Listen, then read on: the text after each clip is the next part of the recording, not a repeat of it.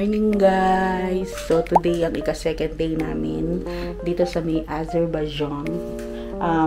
August 7, yan. So nag-aayos-ayos lang kami kasi 8 o'clock kakain kami. Anong oras na ba? Anong oras na? So maaga pa, 7:35 pa lang. Ayan. Mag-room tour lang tayo ng slide guys kasi napakadumi ng kwarto. So pakita ko sa inyo. So pagpasok nyo guys, ayan yung door. Ayan. Tapos pagpasok nyo dito is yung CR. So pasensya na, medyo magulo na dahil naligo na kami.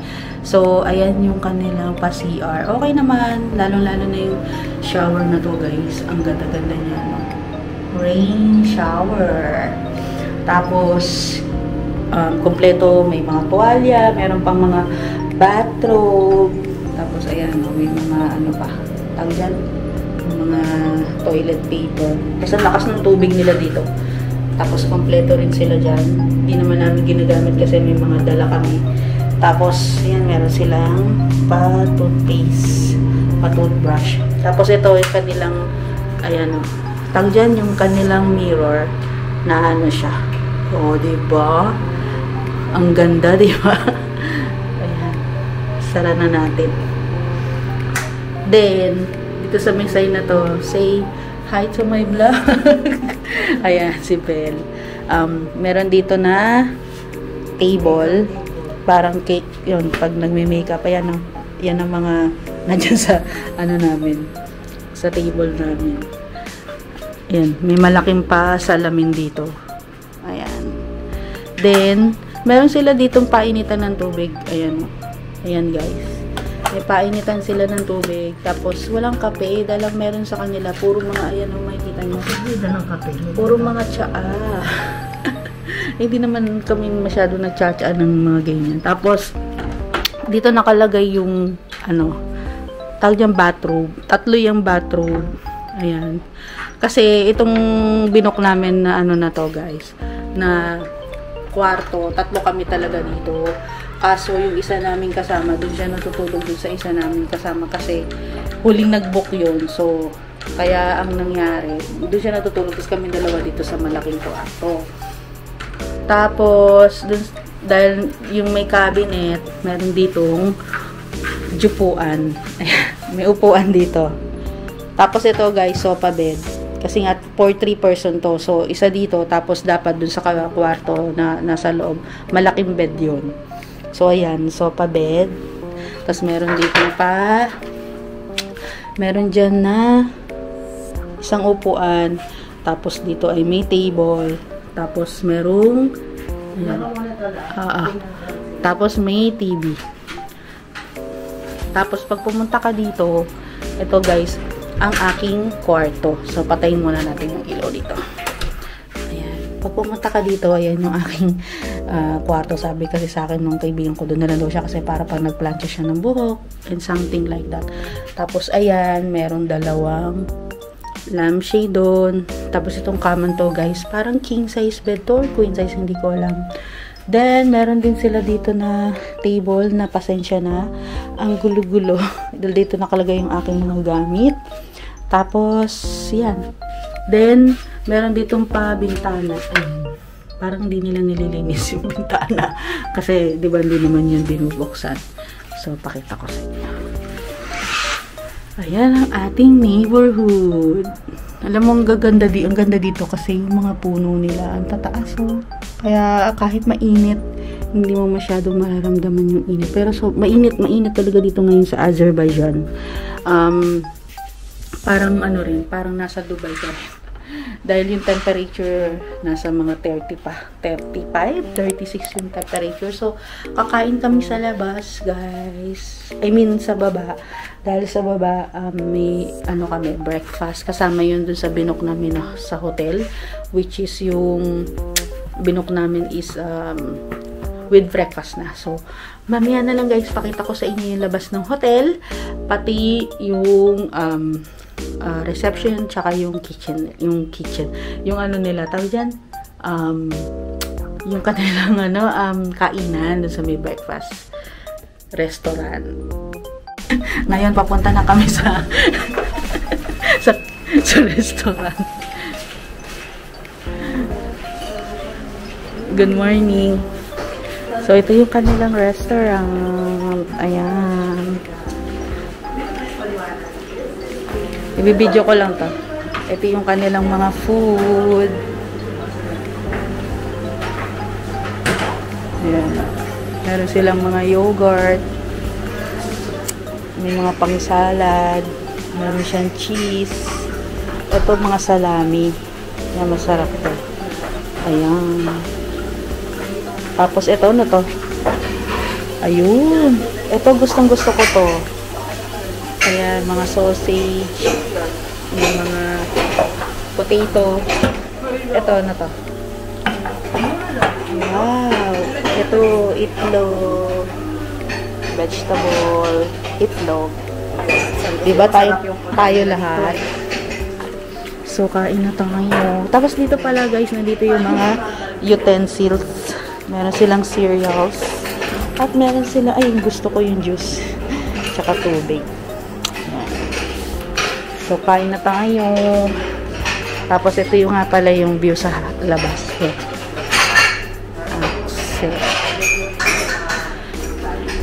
Tapos ito yung view sa labas. Diba? Ang ganda. Kakain ka, ganyan. Makulimlim. Pwede pala dito kumain sa labas. Kaso sa harap ka ng ano. Ayan. Ito pa pala guys. Meron pala silang mga tinapay yun. Dami-dami pa. Dami makakain. Kain tayo guys. Ayan ang aking food. Diba? Magra-round 2 na lang tayo kasi para hindi tayo kumain ng magrami mamaya. Mamaya kasi ang pagkain natin. So, ayan yung kanya. Ayan sa kanila. Kain tayo. So, guys, time check. Magta 10:30. So, iniintay lang namin yung driver namin, yung tour. So, umiinit na rin yung ulo namin kasi ang sabi kasi 9:30. Ngayon, mag 10:30 na. Tapos tinatawagan namin, hindi siya sumasagot. Nakakainis. So, sayang naman kasi yung mga oras. Sana kung makakauwi kami na maaga, at least makakaikot-ikot kami para mamili ng mga pasalubong. So, itong tour na to guys, binigay sa amin to nung pinag-booking na namin, yung Pinas Tourism. Tapos binigyan lang niya sa akin yung number nung contact na tao. Until now, wala pa. So, umiinit na yung mga ulo namin. Kasi maaga namin, di ba, mga nagising. Tapos, kumain na rin kami ng 8 o'clock. Tapos ngayon, 10:30. Sabi 9:30. Tapos ngayon, 10:30. Wala pa rin. So, tinatawagan namin. Kaso hindi naman sila sumasagot. Siguro natatakot siya. Dahil kapag sinagot namin baka magalit, high blood kami lalo. Ayan, guys, dito na kami. Magtutur na kami. Say hi. Hi, ito vlog. Hi. Ano na, kasi dapat diba alas 9:30 sinabi ko sa inyo mabibigyan to ng masamang review.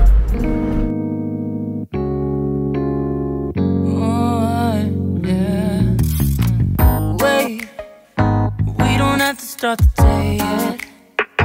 I just wanna stay even if we run late. This morning let's take our time. Everybody needs a break right sometime. Hi guys! So ngayon nandito na kami sa may Yanardar saka sa Par Temple. So yung namin tour guide, yung driver namin ngayon, okay siya kasi nakakaintindi siya ng English. So ayan, may mga kasabay kami, pakita ko sa inyo. So ayan yung mga magtutour din dito. So mga nakasomblero kami kasi mainit nga, Par Temple kasi siya. Ang ginawa namin ay itong combo ticket kasi may discount siya. 15 manat lang siya. Tapos kasi kapag doon ka daw magbabayad sa Par Temple sa Yanardal, 18 manat. So may discount siyang 3 manat. Kaya 15 manat lang siya. So, ito na, nandito na kami. Nakikita nyo ba yun na nagbabaga ang apoy? So, bababa na tayo. What's the rush? Who's calling? Who's calling? I won't ask for much. All I want. So, doon daw muna tayo, sabi nila. Ayan siya, oh. Nakikita nyo ba? Nagbabagang apoy yan, oh. Ayan. Say hi to my vlog.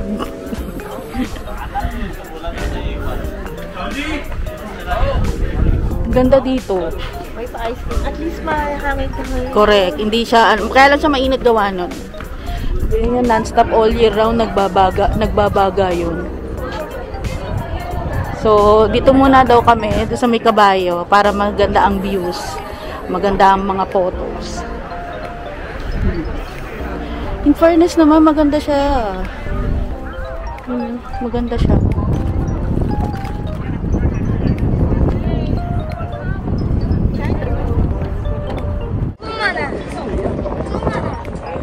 So, ayan, no. Dito kami sa may pinakataas. So, tingnan nyo. Puro ano dito. Ayan lang siya. Yung Yanardag. Ganito lang yung Yanardag. Ayan siya, oh. Ayan. Tapos dito, mga bahay-bahay na.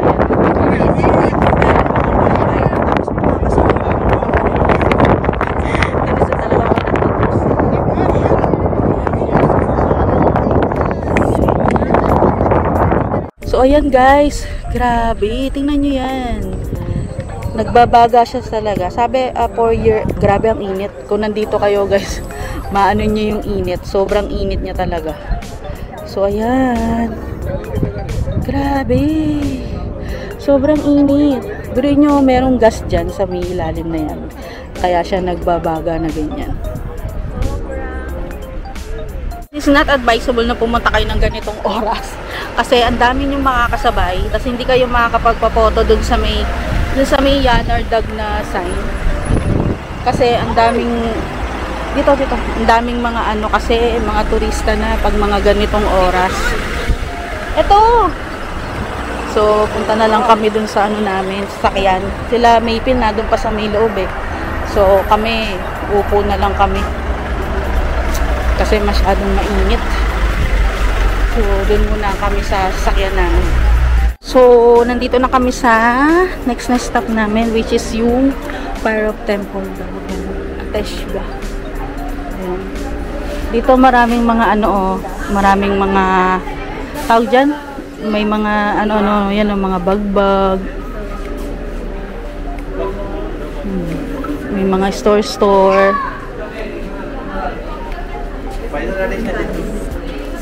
Oh, yan mga sama. Samantalang doon sa restaurant, 2 lang, 3 lang. Dito yan, may mga mabibilan ka dito. Ano yung sabi mo? 10. Yung sa restaurant? Yung ano, yung tawag dyan, yung ganyan. Rep magnet. Ayan. So, baka ito lang yun, isang buong gilid. Yung Ateshga. Doon pa pala. Doon pa pala kami pupunta.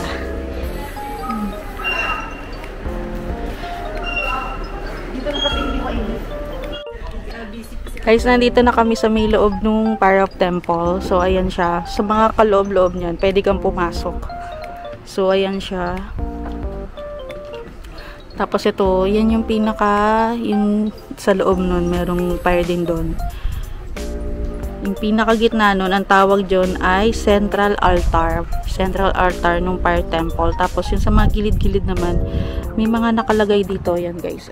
Nakalagay dyan kung ano yung mga nasa gilid-gilid ng ay, yun. Gilid-gilid ditong Fire Temple. So, ayan. Meron kami misitang vlog. Hi. Sikot na. Tapos ito guys, so, tingnan nyo to. Nag-aapoy siya talaga. Oh. Diba? Oh my God. Super init niya, no? Kita nyo ba? Nadya-justify ba dito sa video? Naapoy siya. Tapos hanggang dun sa kaloob-looban na yun, pwede kang pumasok doon. Tapos dyan sa mga maliliit na parang musileo na yan, pwede mong pasukan. Ayan. So guys, pasukin natin yung mga loob-loob. Ayan. Malamig naman doon sa mga loob-loob niya. Ayan. Wala. Tinanggal. Ah, tinanggal. balik tayo. So, balik daw tayo doon guys. Kasi magpipicture daw tayo doon. Ayan o. Diyan muna tayo. Para makapag-picture tayo dyan sa gitna. So, ayan. So, ito yung loob ng temple. Temple of Fire daw yan. Ayan yung ano na. Ano siya? Mga bato lang, no? Ayan yung loob na.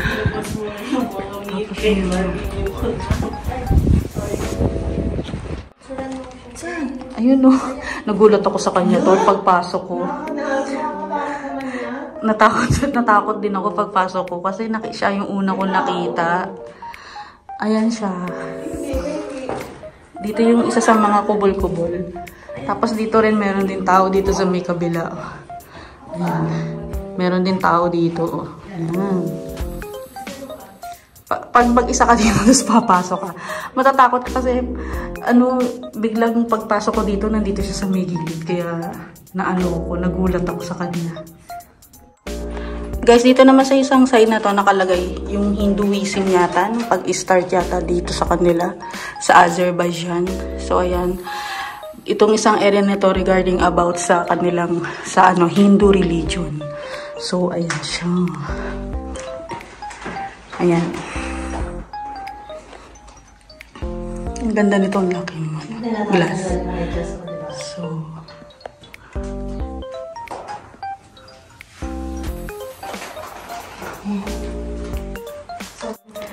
So, ngayon naman nandito tayo sa may area ng Thanksgiving ritual. So, ayan siya guys. Yagya is a Thanksgiving ritual that is one of the most common and important rituals in Zoroastrianism. So, ewan ko kung tama yung pagkakapiglas ko na yun. So, ito siya. Parang ito yung ginamit. Parang ito yun, no? Yung na dun sa may... Ayan, yan. Yan. Ito siya.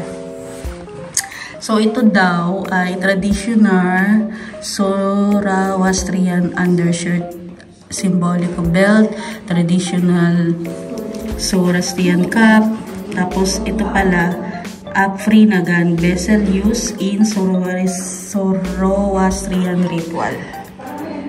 So, ayan.